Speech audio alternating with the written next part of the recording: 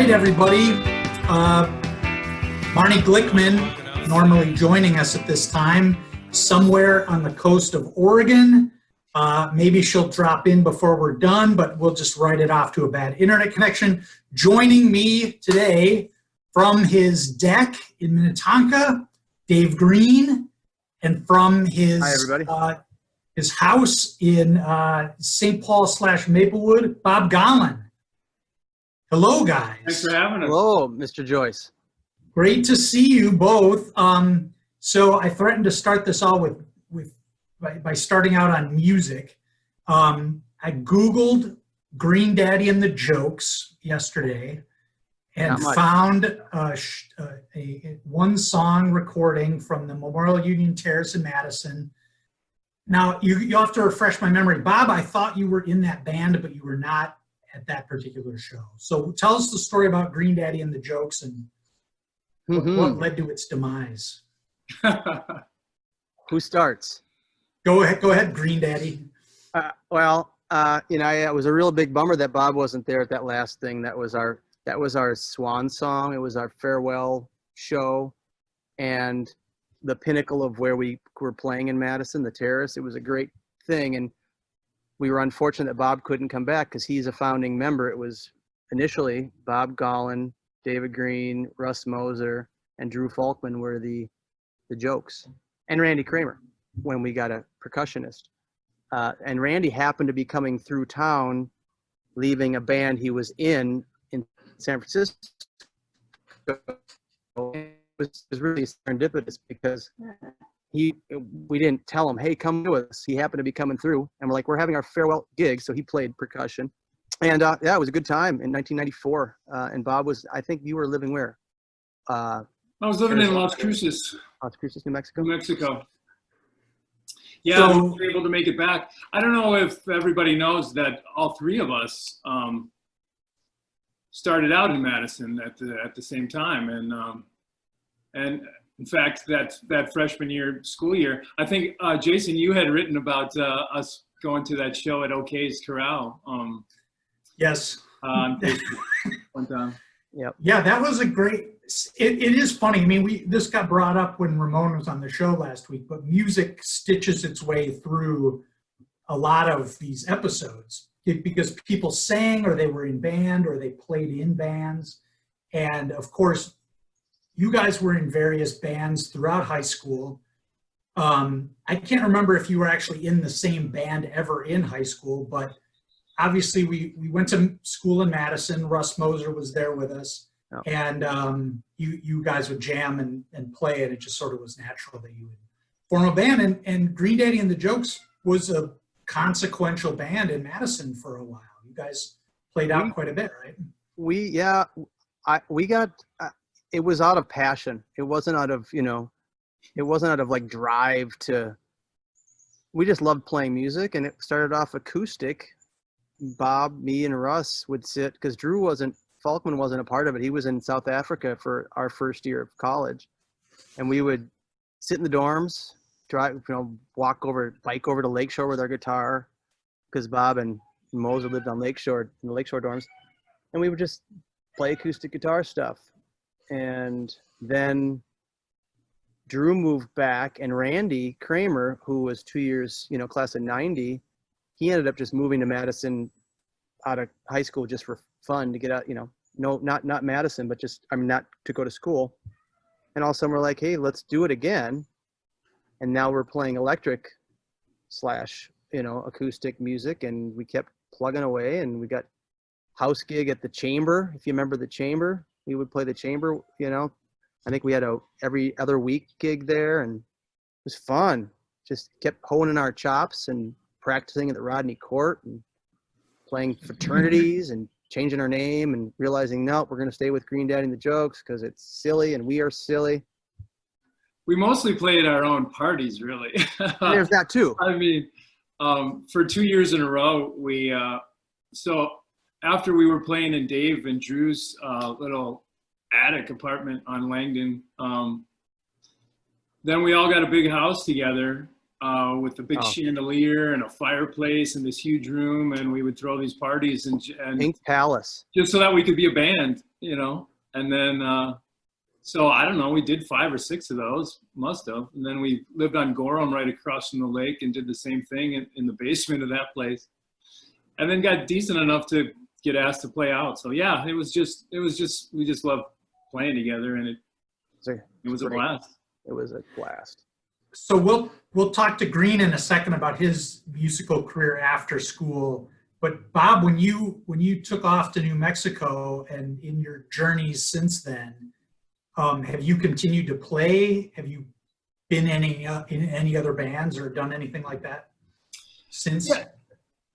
I have, just in the same way, you know, because it's something that I've always enjoyed. And so I found some guys when I lived in Las Cruces, and they were doing the same thing, playing bars and playing mixture covers and originals and stuff. And so I was singing and playing guitar in that. And then for a couple years, I just played by myself and did a lot of happy hours and restaurants, vegetarian joints and coffee shops, and you know, for the odd $15 here and there when I wasn't given plasma, you know, and lost. What drew you out to New Mexico? Well, Sorry. well, I was done in Madison. I was a little rudderless, you know, and so I know I wanted to go out west, and California was too. At that time, I was into hiking and camping and stuff, and I had been a zoology major. I wanted to go west. California is too expensive. The Northwest is too wet, so by default, it was kind of the Southwest. And New Mexico was an adventure. It was great. I was there for 20 years, and I started out living down on the border outside of El Paso and Juarez. But that's it. It was my odyssey, you know, and then I started my life there. Yeah.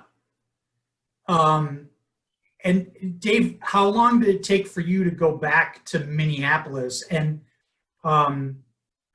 so many people in our class know that you formed a band again with other Hopkins people and some others, but a lot of Hopkins people, and you know, you formed the Dust Bunnies, which was another band of consequence that, you know, got a lot of attention in Minneapolis. So connect those dots for us. To be clear and fair, I did not form that band. I was a latter person in that band. But after Madtown and Bob was gone, Drew was there playing. Drew left, so we lost a guitar player. And then when Bob left, it happened that Drew came back. Because Drew went back to Minnesota for a little bit because he was dating Haskovitz. And then he came back to Madison. And so he replaced Bob. So now we had our replacement. That's that. And I lived in Madison 2 years after school playing in that The Jokes band, which was great because we kept getting better and better. But then it was over because Brad Moser, keyboard player, finished med school and undergrad and was ready to go to med school. So we lost that. So then I moved in '94 back home. Started a band with some other Hopkins guys, Mike Derrick, a couple classes younger, Dan Power, and the Bunnies were happening. The Dust Bunnies were already a thing, and they were, you know, one best band in the Twin Cities, and I was a fan of that band, and they were friends, you know. It was Jennifer Goforth and Julie Wrighton, Setzer, Steve Murray, Adam Niemer, and who am I missing? I think that's it, Steve Murray. And I would watch them. And I loved them, and Kevin Pink, who he went to Edina. And then as time went on for them, they had some personnel changes, and they were looking for a guitar player. And I said, well, they asked me, do you want to try out? And I'm like, sure. I have never really tried out for a band. It's nerve-wracking as all get out. But I knew them as friends, so that was an easier solution. And I got in that band. I was in that band for about 2 years, and it was great. Great band, a lot of fun. And Julie moved to California and moved on in her life, and that was the end of that band. But good for her, you know, because right. She's. I recall. I'm sure you have many great stories about big gigs you played, but I do recall seeing you guys at the Basilica block party one year outside, And Before that was my very time. cool because there was a big group of people sitting on the hill there, and a lot of people who had no connection to Hopkins High School was really enjoying that show. That was sort of because I was not living there, so it was Yeah, that was before my being in the band, but I mean, that band was a great band, really talented. Kevin wrote great songs, and obviously the talent of Jennifer and Julie and Steve and, you know, whoever was drumming at the time was great. yeah. But then after that, I kept on playing music and switched to bass and playing a 10-ton bridge original band that's kind of replacements-y, kind of, sort of, I don't know, Wilco-y, I don't know. I hate to put labels on it. And then I did a cover band thing, and I've been doing that longer than any band I've ever been in. Jailbreak. It's a Thin Lizzy tribute. I wasn't even a Thin Lizzy fan, but my goodness, the music is great, and we've had a gas at it for 12 years now. Well, that's great. And you guys you still play, right? You still have a few gigs. We do. Not under the current conditions. Besides the current inability to play anywhere, we have and did, except for one of our guitar players moved to Los Angeles. So whenever he still has connections here, so when he comes back, we will have a gig. We flew out in March or end of February. We played a couple gigs in Los Angeles in his stomping grounds. That was right before the shutdown happened. So yes, the answer is yes. We still try. We still do. We love it when we can. That's great. So, okay, welcome into to everyone watching right now. Please let us know if you have any questions. I see Chad Alt is in. He greets both of you from Junction City, Kansas. Hello, Chad. Hey, Chad. Ramon is joining us again this week. He told us last week he wasn't going to miss this for anything. Tony Ceruno is in. Ramon. Kate Stelmach, who is maybe Kathy Cheetah. Maybe that's her maiden name. I don't get all the married names. It's every week it's a challenge. Kyle Smith. All right. First question. This is a good one. Comes from Kyle Smith. It's for Bob. Yeah. Ask if Bob still has a crooked thumb. I was just watching a senior video the other day, and Bob is introduced as the pig, and he shows his crooked thumb, and he asks if that is how he gets girls. Well, that pretty much sums it up. Yeah. I love it. Yeah. So the thumb is still there, but it's maybe not as I can't active. do it. Yeah. Close. There Yep, it there we is. go. Hitchhiker's thumb. Yes, I've got the hitchhiker's thumb. It's kind of like the widow's peak, genetics. Yeah, Right. yeah, that's been spoken about quite a bit. That was Paul Beneke ad-libbing Yeah. to the finest. No doubt. That senior video does exist. You can still find it, and it's either delightful or just cringy, depending on what part you're. Both of those wrapped up together. Right. And speaking of this, like, Green, you have posted video from like our 6th grade at Gatewood, which I came across too. That was a miraculous find, because we remember it being there because we watched it in 6th grade.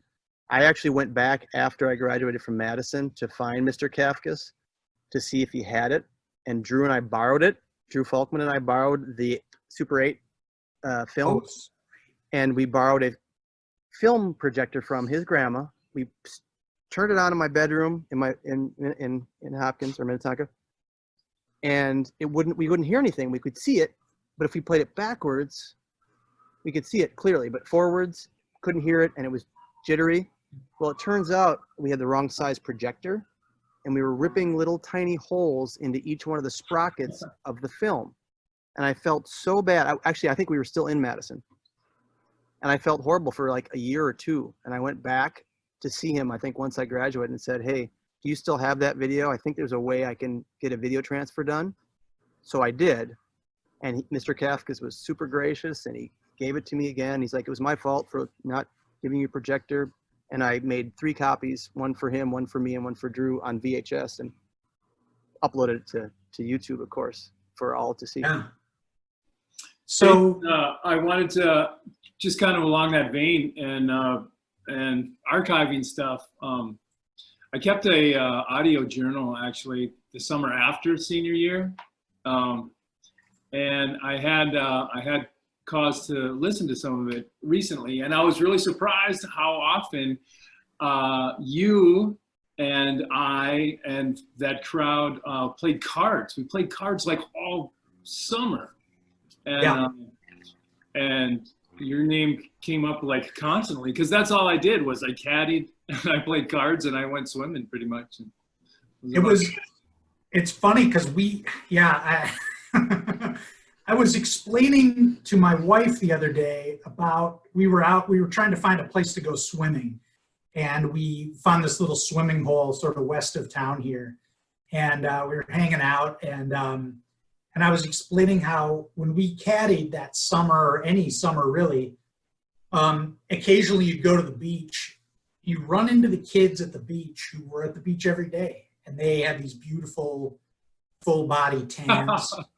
And then the dopes from the golf course would show up. We had just impressive farmer tans. Yeah. White as snow feet and like just, just really like very impressive. The ladies loved it. But yeah, cards. Doug Robertson has been in touch with us. Yeah, I remember that we had a big one all night long at Doug's house. Yeah, that was great. Yeah. Hey, Doug. And hey, props to Doug's art. You guys checked all that out? Wow. Absolutely. You guys, he's making it happen. He's like a lot of people that we've contacted. He's so humble. He's like, no, you guys can get other people on that show. We're like, we're drawing from a pool of Hopkins High graduates. We're going to come around to you sooner or later. Yeah. But yeah, he's doing all that. There he is. He's in the feed now. He says, I remember the all-nighter. Yeah. So Doug, we'll have to get you on the show here soon. But yeah, that was those were, the youth. It's like, I've run into Todd Steiner a couple of times, and these are the, we all count ourselves extremely lucky that we grew up at the time and the place that we did. And like, Absolutely. those summers were just like fantasy, right?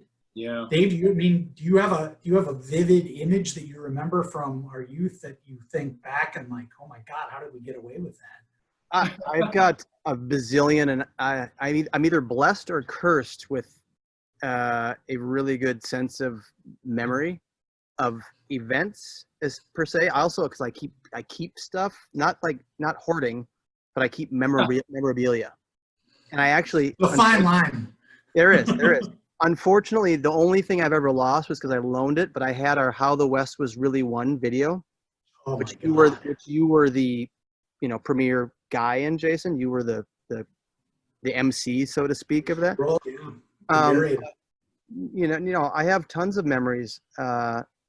They go so deep, and I see Steiner when I come to Madison or pass through all the time. But I'm glad that you brought that up, because one thing I do remember, your mom was our Cub Scout den leader. So I used to go to your house a lot during that time frame. And you introduced me to two things that were very funny and still I get a kick out of today. We would play records down in your basement of Bob and Doug McKenzie's Great White North. And I told people about this yesterday. Who was the other comedian? It wasn't Richard Pryor, because you wouldn't. Bill Cosby. Bill Cosby. Yeah, that's what it was. I so vividly remember that. And then my parents would pick me up, and I go, hey, hoser. My mom's like, what? Yeah, we subjected Gatewood to the McKenzie Brothers. That was good. Good time. That was fun. Good time. So Bob, so you kept this audio journal. Was it on just like, regular cassette tapes? Yeah, it's on about 6 cassette tapes. Yeah, with 6? my stereo. So how many of them did you get through? I just listened to one, and it was a lot of the same thing. There was a time years ago where it got listened to all the way. Yeah. Speaking of wonderful and cringeworthy, all wrapped up together. I can digitize those for you, Bob, Yeah. if you want. I don't know. I think I should just roll the dice on those babies and just let it. Whatever should happen is going to happen, I think. But yeah, all the card playing and caddied every day, and but there wasn't a lot of variation though. It was a great summer though. Yeah. All right, Chad Alt in with this memory, athletic memory. He says, during our 8th grade, 9th grade year at North, we had an incredible basketball team. Bob had the best fake lookie that would leave opponents frozen. I still tell this story to this day. Thanks, Chad. No, he's right. I will own that. I had a head fake, man. Forget about it. That was the last time I was any good at basketball, too. Come on now. You put the royal blue on for the Hopkins Royals. A little bit. I didn't stick it out though, but yeah. No, we had a heck of a team. Gosh, what was his name? Chris. Chris Lee? Yeah, Chris Lee would dunk before the games in 8th grade, and that would pretty much set the tone. Not too many people could do that back then. But yeah. Yeah, that's not so. Your oldest. Oh yeah, Matt Cook. Your oldest is 6th grade, Bob. Yeah, she just finished her 6th grade year. Yep. Have you gotten involved? I mean, again, like speaking of the fairy tale existence that we all grew up in, it felt like youth sports was actually fun when we played. Yeah. Not compared to now. Do your kids get involved in sports at this point? Well, yeah, actually, that's one of the worst things I feel like about, one of the effects of the pandemics, because my 12-year-old was just getting in. She played a couple of seasons of volleyball. Last season was her first year playing softball, and she just, loved it. And all that's canceled, and it's just heartbreaking because she was so looking forward to it. And at that age, I don't know, maybe, other people out there with kids can relate. You don't always know if you're going to get them back into it or not, right. and if you're going to keep that momentum. So, but yeah, so she was just starting and is a good little athlete and yeah, was enjoying it. That's great. She went to the school where I teach at. I've taught middle school the last 20 years. And so she went to the same school that I was at last year, and that was kind of fun too. But yeah, that's interesting. Somebody, so Paul Roxwald in the feed, by the way, saying hello to everyone. Yeah, and Kyle Smith's wondering, we didn't do the roll call here really of where you guys are and what you're doing. So Bob, you're a middle school teacher, what subject and where? I teach middle school English. I've been an English teacher for 21 years, and I teach in St. Paul Public Schools. I teach, if anybody's still in town, or St. Paul, everybody thinks St. Paul's like Wisconsin, Jason. As many people come out and see me as come out to see you. But anyway, that's another story. Yeah, I teach at Highland Park Middle School in St. Paul. Okay. Yeah, Green, you're way over in Minnetonka. You probably never make it over to St. Paul. Well, I see this guy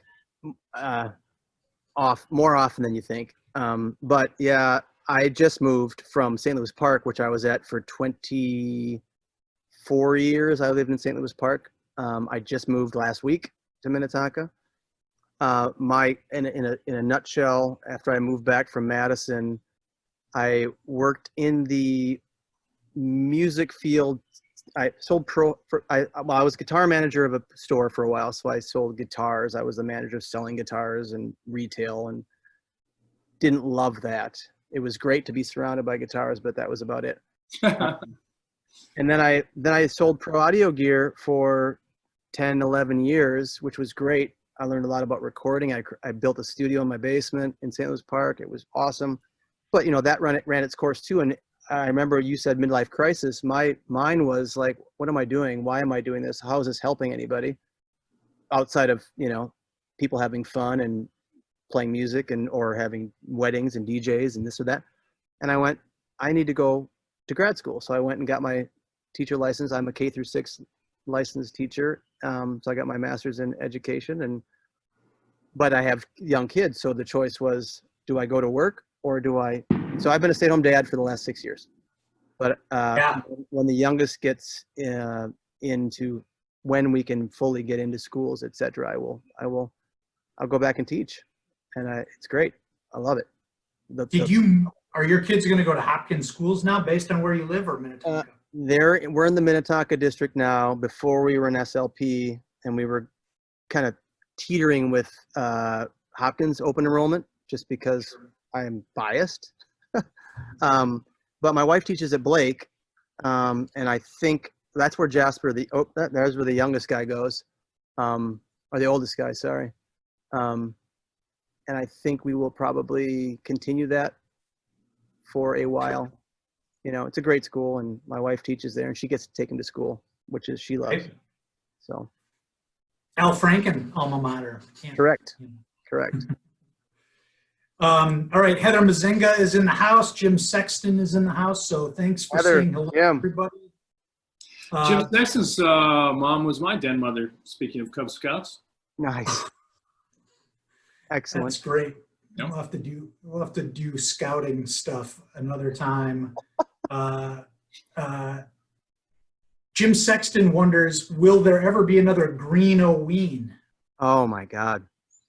Well, yeah, you probably, do you know what a Green-O-Ween is, Jason? I'm familiar with the term. I've never attended, but I'm familiar with the idea. Yeah, those were some good. We had 11, I think, straight Green-O-Ween. Great party, great fun in my basement in St. Louis Park, in the studio they had, and a little Rambler in St. Louis Park. The answer, Jim, is yes. I don't know where or how, but it's going to happen again. We were waiting for the kids to get a little older. And this house kind of has the space, but yeah, thank you, Jim, because I miss it like you don't even know. Yeah. All right, so here's the moment when do either of you have a question for each other or a specific thing you want to call attention to? Oh, here we go. Cameo appearance. How are you, buddy? This is Asher. Hey, Asher. Got a popsicle there? This is a finger. Okay, gotcha. Cameo. Bob, what can I ask you? Boy, I talk to him too much to have a serious question for you. Yeah, we should do some other kind of trivia. I don't know. Yeah. Yeah, usually I'm good about preparing trivia. I prepared no trivia for this episode at all. Oh, okay. Let me think here. We've been talking about name that teacher. I'm trying to think here if there's a good teacher trivia. While you're thinking, Bob, when is the next time you and I are both going to shoot in the 80s? Oh, same round.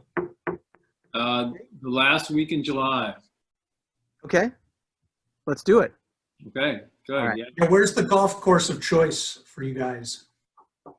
Well, if he and I are playing without my proximity to Brookview, where I used to be, we'd go to Gross National. But Bob was the trooper, and he would come out to see me at Brookview all the time.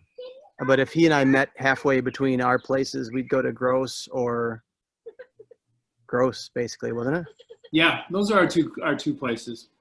I'm trying to think of what's a question that other people would like to hear you answer. I like that. Let's see. Can you think of a? I can't. I can't either. An unexpected. When was the last time you unexpectedly saw someone from Hopkins and had a good experience? Unexpectedly. From class, not the people that you run into all the time.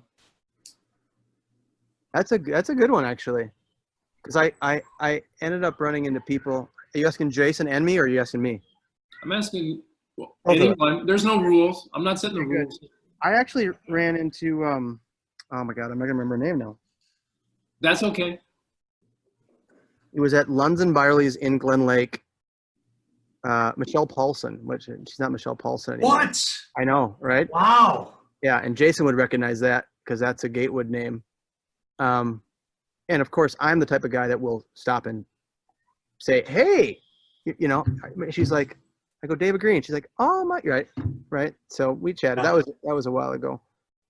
But I haven't left the house much since March. So, David, how long have you had Viking season tickets for?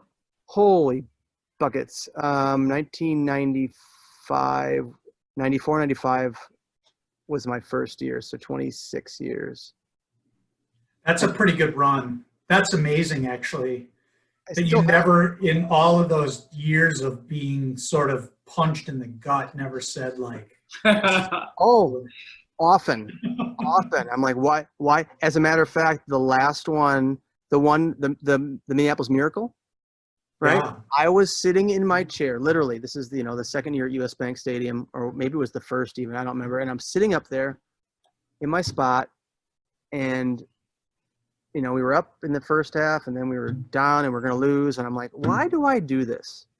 I mean, I know why I do it, but why do I put myself through this over and over? And I was sitting there going, I'm not gonna do this anymore. I got kids. I got 2 young kids. I can put the money towards their college. And I'm sitting there going, I gotta be done. And then my buddy next to me says, they're gonna pull it off. And I said, there's 6 seconds. There's no way. And of course they won. And I still have my season tickets. That's great. Okay, 3 quick shout outs here. Chris Camp Glazer is in the stream. She's a Vikings fan. Patty Hagry in here saying, first round of golf I ever played was with Bob and Tony Cobb at Brookview. Yeah. That takes us back a few. Hey, And Matt. Deidre Schmidt, an earlier guest on KHOP88, says, my first memory of David Green was sneaking out of Jennifer Goforth's basement window to meet with Dave and drink. Do you remember the drink?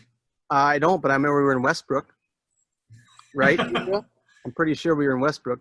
She doesn't say where, but she does mention the drink, Mickey's Big Mouths. Oh my God. Maybe it wasn't Westbrook. I don't know. Maybe that was a different sneak out time. Oh boy. Thanks, Deidre. But I do remember sneaking out to meet you. Absolutely. That is rare is the night when Mickey's Big Mouth makes it a better night. Like usually right. From there, not great Stuff. Well, yeah. Going back to your question, Bob. I mean, one of the when Marnie and I started talking about doing this, one of the reasons why we did it is because we're like, whenever we run into people from our class, we always have, we always have a good conversation. It's always pretty fun. People are up to interesting things, and our class just it seemed like there was so much crossover between cliques, and people got along, and they liked each other and respected each other and stuff. So it's always good. And I've told Marnie this story several times. In Madison, I run into people from Hopkins all the time who aren't necessarily from my class. And I always just find out somehow that they're from Hopkins. And the most recent version of this is I'm on the advisory board of the Badger Herald, which is the student newspaper I worked at UW. And just this last year finishing up, the young woman who was the editor-in-chief was a Hopkins High grad. And I probably spent way too long trying to find common ground with her. But there was none to be had. Our experiences were vastly different. Deidre Schmidt points out that Jason Harstad was in attendance at that first. I remember that too. Well, yeah, there was a couple of those. That's funny. A blast from the past too. I'm friends with him. Heard from Jason Harstad. I'm friends with him on Facebook. That's about as deep as that goes. But yeah, he and I were really close for a year or two before a junior high hit. What I was going to say back to what you were just talking about, Jason, about Hopkins and meeting people, and anytime I have a conversation with people about like how many people I still stay in touch with from Hopkins and the tertiary levels of connectivity, like even you, Jason, you're like, I sent you an email when we were going to go play in Madison a couple of years ago. You know, there's that comfort level still there. And many people they don't have that same experience. And I don't know what it is. And even classes below us or above us might not be exactly the same. There was something really cool about at least that 88. I'm sure it's 89 too. There's a really cool connectivity that happened for whatever reason, and it's a great thing. It's a great thing. Yeah. All right, so we're at about the end of our time here. A reunion of Green Daddy and the Jokes. When can we expect that to happen? I've been pushing for it. Have you really? I have been, only for the fact that Brad Moser moved back. Bob moved back, and Drew has family here, so he would come back. There's an X Factor that lives in Seattle that is a little bit of a recluse, but a lovely man.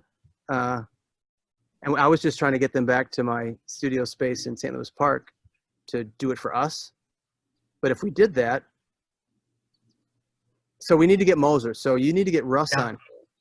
And we don't want to blow Russ's cover, but yeah, you guys stay in touch with him? You try? Yeah, now and again, we have beautiful conversations once in a while when we're able to. Drew is hard to. Everybody's got scheduling things though too. You know, it's not just Russell. Oh, it's not even close.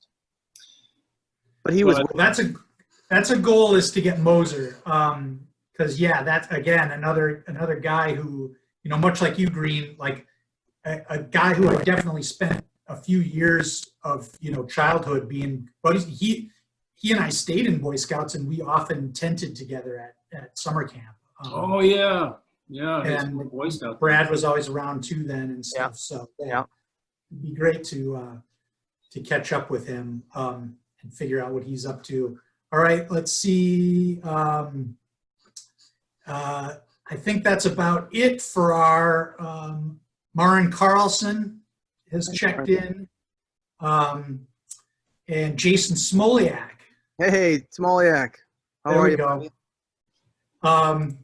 Well, you guys, this was great. It was great catching up with you. Great seeing your faces. I will. I've been threatening to come back up to Minnesota, but there's nothing. You can't do anything right now. So I hear you. Yeah, I hear you. But hopefully, when it opens back up again, we can get a beer or something. And I look forward to it, and try to get a gig in Madison. Come see you. Yeah, exactly. Hoping for a Badger football season. We'll see what happens with that. Thanks for doing what you're doing, Jace. It's a good thing. Yes. Yeah. Sorry, Marnie couldn't make it. We'll check back in with her. I know she's enjoying the coast. She's enjoying the coast. She should. Yeah, exactly. Yeah. All right, guys. All right. Take care. All right. Thanks, Jason. Thanks, everybody, for tuning in. We'll see you next week. I forget who's on next week. We've had to juggle the schedule, so pay attention to Facebook. All right. See you, everybody.